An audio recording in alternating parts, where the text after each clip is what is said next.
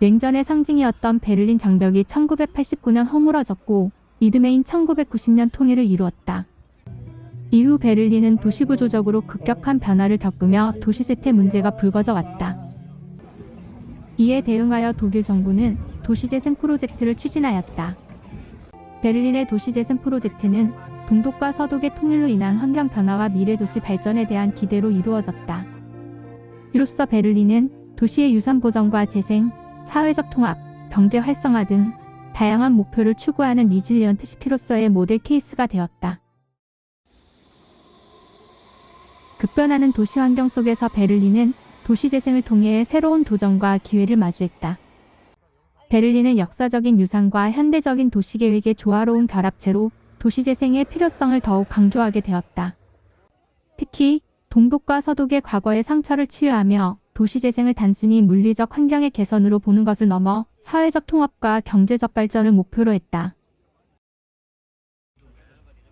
저희 팀은 이러한 베를린의 도시재생 사례를 직접 경험하며 리질리언트 시티의 핵심 요소와 그 중요성을 탐구해보고자 했습니다. 우선 저희 탐구 주제인 리질리언스는 외부적 위험이 발생했을 때 이를 원래 안전한 상태로 회복하는 회복 탄력성을 의미합니다. 하지만 도시에서 회복 탄력성이란 단순히 원래 상태의 복귀만을 의미하는 것이 아니라 위기 이전 상태의 안전성과 변화된 환경에 대한 적응력을 확보하면서 어느 시점에서는 그로 인한 새로운 수준의 전환 능력을 포괄하는 개념입니다. 이 맥락에서 베를린의 도시재생 사례는 리질리언트 시티의 요소와 관련하여 현실적인 행동 계획과 성공 사례를 제시하는 좋은 사례로서 살펴볼 가치가 있습니다. 그 전에 저희 팀은 베를린시의 회복 탄력성에 대한 전문가의 견해를 듣고자 건축가 협회에 방문하여 리질리언스 시티로서의 베를린이라는 주제로 의견을 들을 수 있는 시간을 가졌습니다.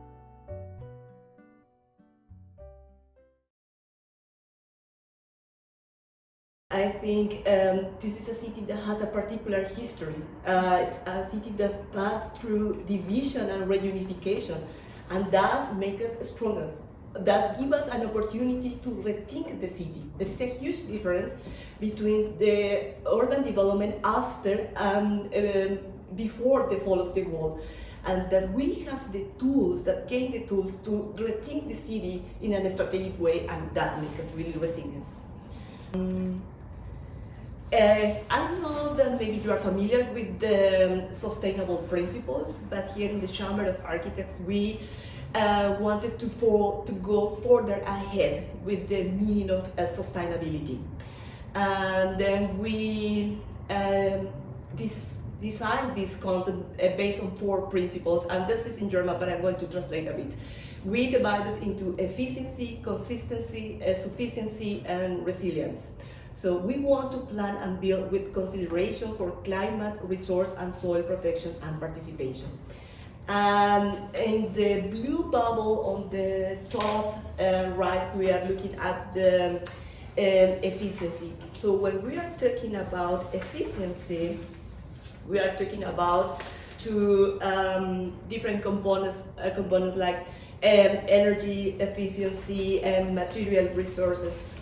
Wait a minute, I need to look here. Exactly, efficiency is about making more out of less. So in other words, delivering greater output with a smaller input. Then if we look at this gray bubble, it's about consistency, and it describes a production method focused on closed material cycles. That means this circular economy or circular construction. So in a longer period of time, we are not going to produce waste. We are going to reuse all these materials in different constructions. That is our objective. If we look at this green bubble on the right, that is focused on sufficiency. And that means a reduction of needs so that less has to be produced. And then we have this interior development and redevelopment of instead of new constructions, and the reduce, and recycle. And in this green bubble on the loud, we have resilience, that is the topic of today. And this is the sense of durability and the ability to adapt to the new living conditions and the new climate change issues That means that we need to plan our green infrastructures in a better way to plan better the water management infrastructures, and also to develop better our open spaces. The city of Berlin has really vibrant open spaces. As when we are talking about our resilience urban development that make sustainable neighborhoods, stable neighborhoods. That means that open spaces in Berlin are kind of extension of these private places, and there are places that when everybody can develop different activities like doing sports or cultural activities, or there are space for learning. But this is really special in the city of Berlin. There are not many cities that have these kind of components. And the local government, in conjunction with other stakeholders, developed 8 different strategies to achieve resilience in the city of Berlin. And we have already achieved some of this resilience, but we want to maintain this resilient component. 다음은 페어플레인 파크라는 베를린의 녹지 프로그램에 대해 더 알아보고자 노이켈른 녹지 부서에 방문했습니다.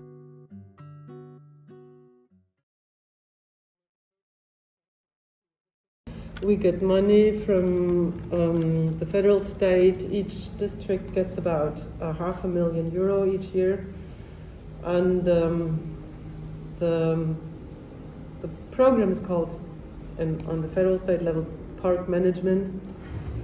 And the goal is to increase the appreciation of parks, meaning making people obey more to the rules. Like maybe take care of their garbage or put their dogs on a leash, like respect and appreciate the green spaces that are not always in a good condition. So it might be a dynamic that in the last, like, let's say 20 years, there has been fewer and fewer money for the parks. And I don't know whether you know that term of the broken windows theory. So if there is something in an already bad state, people don't mind so much to really treat it very well. And that might be what happened a bit also in Berlin's park. And this program of park management wants to just increase the respect for the green spaces. So the districts, like Neukölln is one district, but there's 11 others. They are asked to come up with ideas how to do that. And most districts, they just they hired security personnel, and some hired security personnel with a specific short, but at least education in regarding environmental questions. And we in Neukölln, we thought we were not so convinced about this like law and order policy, and we thought we might better just support the qualities of the parks or the positive aspects. So with this, we created this Fair Play in Park, where we offer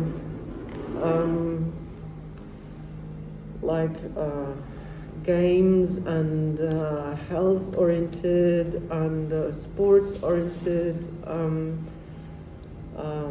workshops or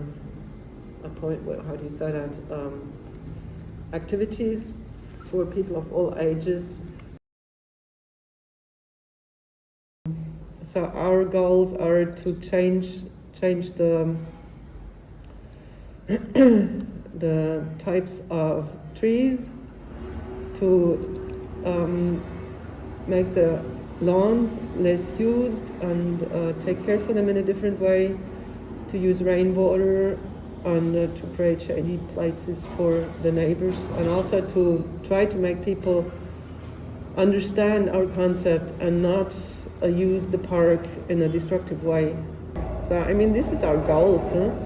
Like other types of trees, more extensive meadows, rainwater use, shady places, and users, direct the users. So this is what we would hope for. but we get lots of money in a very short period. We didn't have any plans before, and it's very hard to do that in such a short time. 이후 저희는 여러 가지의 베를린의 도시재생 사례를 통해 리질리언스적 요소를 살펴볼 수 있었습니다. 그 중에서 본 영상에서는 하우스데아 슈타티스틱, 홀츠마켓, 마우어 파크, 템페로퍼펠트에서 얻은 리질리언스적 요소에 대해 살펴보려고 합니다.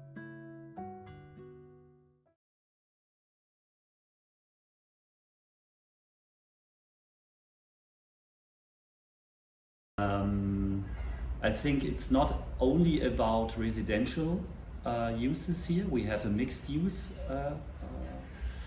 development here, so we also will have a big space for administration, more or less 30,000 square meters just for administration.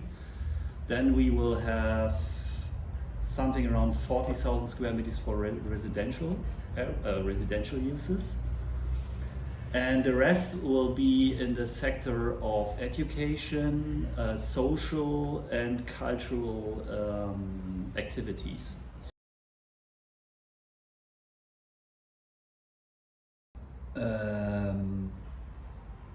I think that's one of the strongest results of participation in that levels I already described. Exactly. Because when you implement the people in the planning process and they feel that they can have an active influence on the urban design, for example, or on the kind of uses, then at the end you don't have so much conflicts and pressure, because you bring the people together on the table from day one. And I think the main reason why we don't have so much pressure here is that we have constantly formats of discussions and together working formats with the neighborhood, for example, that they understand the project in a better way, and they have the feeling that they can be a part of the project and an active part of the designing process. And that's why it's more, now it's easier. So we have the economic level, then we have the level of the legal framework and the level of politics. And all these three levels have to working together. We have to organize the money for the investments of the space for the civil society, this 25,000 square meters. It's an investment more or less of 62 million euros. And when we want to have affordable spaces in the future, we need a lots of funding. More or less 50% of the whole investment has to be funding to have, in the end, affordable spaces with rents something around between 15 euros a square meter. So that's very important. And for that you need funding, and funding you can have on the district level, on the Senate level, on the federal level, and also on the European level from the public sector. And you can also have funding from private foundations who wants to support projects like that. And you can have funding from the pioneer users, from the users who will be a part of the cooperatives and who wants to rent the space in the future.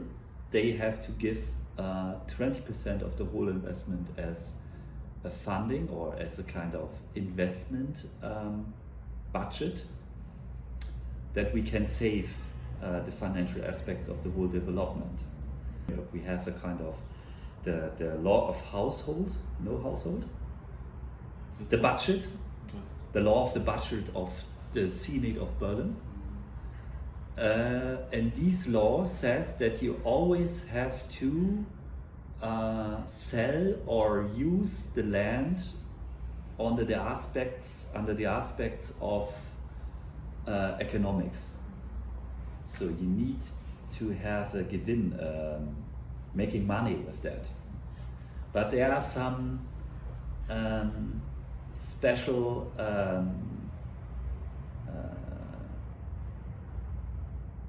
types of law where you can say, when it's in the special interest of the land of Berlin that a model project like that is going to be realized, then we have the possibility to have a lower price, to have affordable rents and so on and so on. And for that you have to work together with the politicians. They have to bring a kind of resolution into the boards inside the parliament. And this resolution says, okay, in case of the project Haus der Statistik, the board of the financial department says we can have a lower price for the land to save the affordability for the next decades. And this you have to organize. As you can see, there are lots of connections between economics, legal framework and politicians. And you always have to organize that. This is our task as a cooperative and also as a non-profit building developer, to organize all these processes. So we stay in contact with the politicians from the different parties who be a member in the boards of the financial topics. And we working together with them to bring this resolution into this board to have a lower price for the land.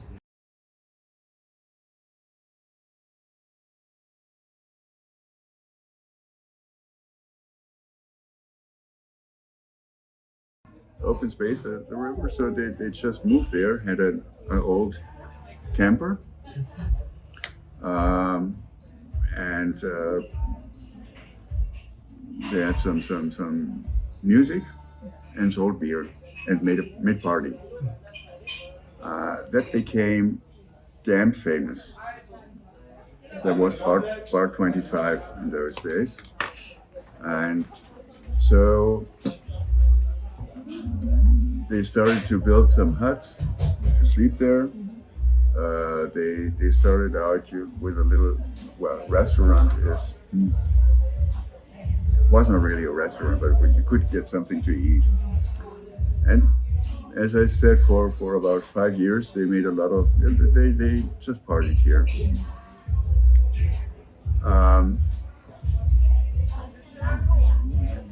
Then in 2010, I think, 9 or 10, the city decided that this whole area down the river should be a big commercial space.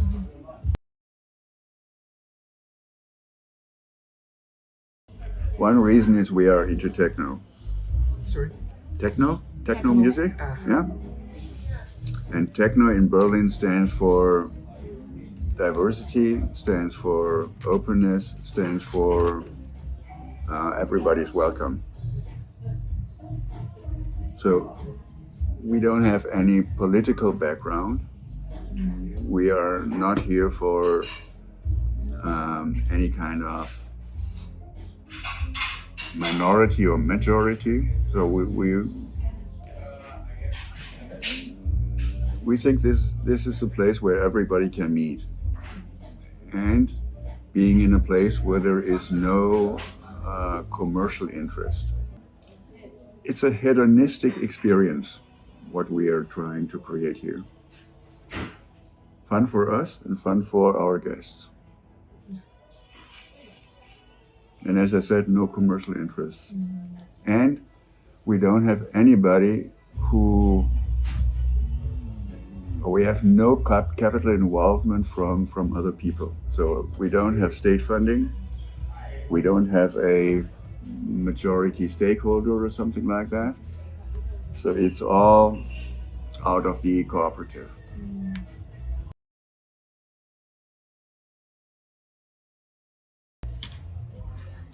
Housemark just happened because the wall came down and we had a lot of Wild West open space here in Berlin. You don't have that in any other city.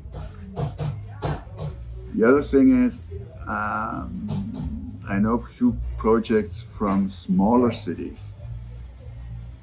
There you don't have enough creative people. Yeah.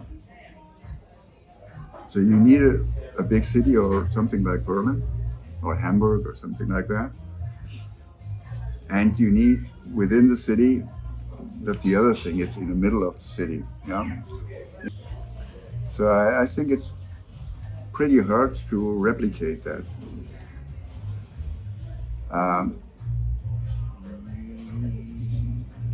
So the thing is, you have to give it time. We developed the place now for 10 years. And we had nobody who told us, yeah, you have to be ready by then and then, or you have to be, this is the milestone, and 2 years later you have to do this and this. We are free to develop the place in the way we would like it.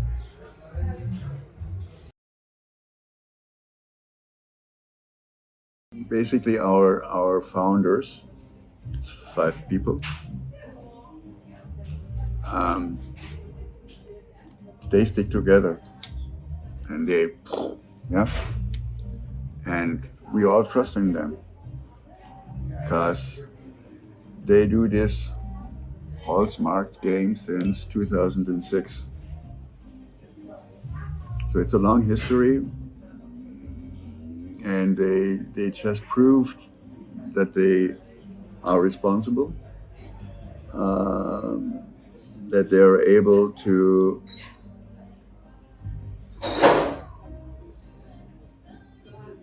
preserve a spirit of openness and welcomeness. Yeah? So it's those people whom we all trust, and of course other people gathered around that. So basically it's a collective. Yeah? Because we are not really into finance or organization or anything like that. So we are not really into organizational planning. We trust in the flow, and we trust in the process, and we trust in helping hands. So it's all about connection.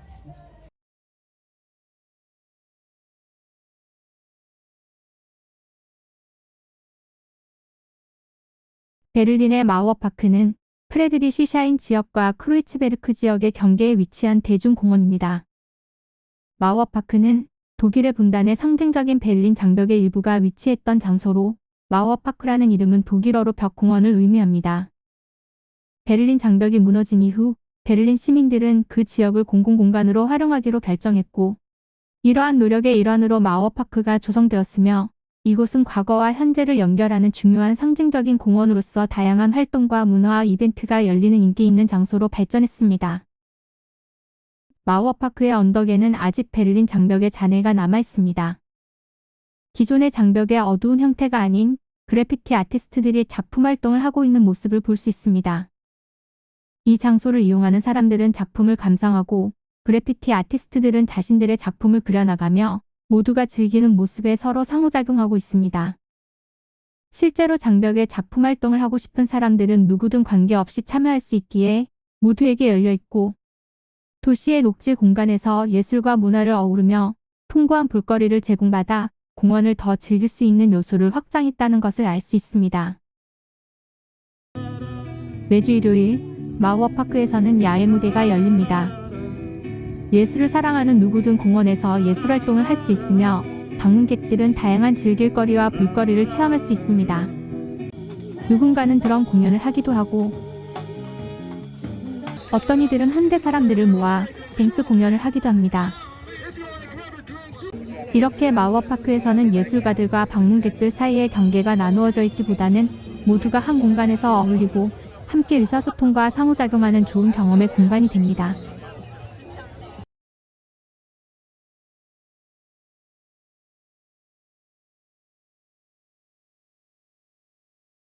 템페로퍼펠트는 수십 년간 공항으로서의 역할을 하고 있었습니다. 하지만 현대 공항으로서 기술적 한계 극복에 대한 어려움이 있었고 템페로프 공항은 공항으로서의 실용성이 떨어졌습니다. 그 결과 2008년 공항은 역사 속에 남게 되었으며 이후 공항 터미널과 활주로를 포함한 공항 부지의 활용 방안에 대한 논의가 시작되었습니다. 논의 과정에서 이곳이 베를린의 중심에 있어 주변 지역과 어울릴 수 있으며 주로 상업시설 또는 주거단지 등 다양한 아이디어가 고려되었지만 시민들의 의견을 고려하여 역사적인 시설을 보존하고 지역사회 중심의 시설로 활용하기로 결정되었습니다. 이후 2010년 공항의 활주로였던 템페로퍼펠트는 오픈스페이스로서 대중들에게 공개되었습니다. 현재는 자전거, 롤러블레이드, 조깅, 피크닉, 연날리기 등의 시민들을 위한 공간을 제공합니다. 남녀노소 많은 방문객들이 넓은 활주로에 앉아 풍경을 즐기기도 하며 걸으면서 넓은 평지를 자유롭게 이용하고 있습니다. 자연과 도시 활력의 조화로운 혼합은 개방된 공간을 문화행사, 커뮤니티 모임 및 예술적 표현의 허브로 변화시켜 다양하고 포괄적인 분위기가 조성되어 있습니다. 사람들이 오픈 스페이스에 모여 다양한 활동을 즐기기도 하는데 재즈와 팝 음악에 맞춰 사람들이 함께 춤을 추기도 합니다. 또한 마워파크와 같이 방문객들이 즐길 수 있는 서커스와 같은 문화예술 공연 행사들도 개최하여 많은 이들이 즐기며 이용하고 있습니다. 앞서 살펴본 6가지 예시들을 통해 저희는 리질리언스적 요소에 대한 결론을 낼 수 있었습니다. 하우스데어 슈타티스틱에선 경제, 법적 체계, 정치적 지원이 함께 작동하며 시민사회, 정치인, 경제 주체, 법적 체제 간의 협력과 조화를 중요시해야 한다는 점. 홀치마켓에선 문화의 다양성을 존중하고 조직 문화 없이 공동체를 중심으로 하는 운영 방식을 중요시해야 한다는 점. 마워파크에선 예술가들에게 예술의 공간을 제공하고 방문객들에게 볼거리를 제공함으로써 도시의 생동감을 부여하고 예술을 통한 시민들의 상호작용으로 도시의 사회적 연결성을 강화할 수 있다는 점. 템페로퍼펠트에선 혁신적인 도시계획과 역사적인 장소들을 현대적인 필요에 적응시키는 능력과 독특하고 다양한 기능을 가진 공공공간을 제공함으로써 도시의 역사와 시민들의 삶의 질을 향상해야 한다는 점. 이렇게 4가지를 통해 도시가 회복할 수 있는 능력인 리질리언스를 강화할 수 있을 것입니다.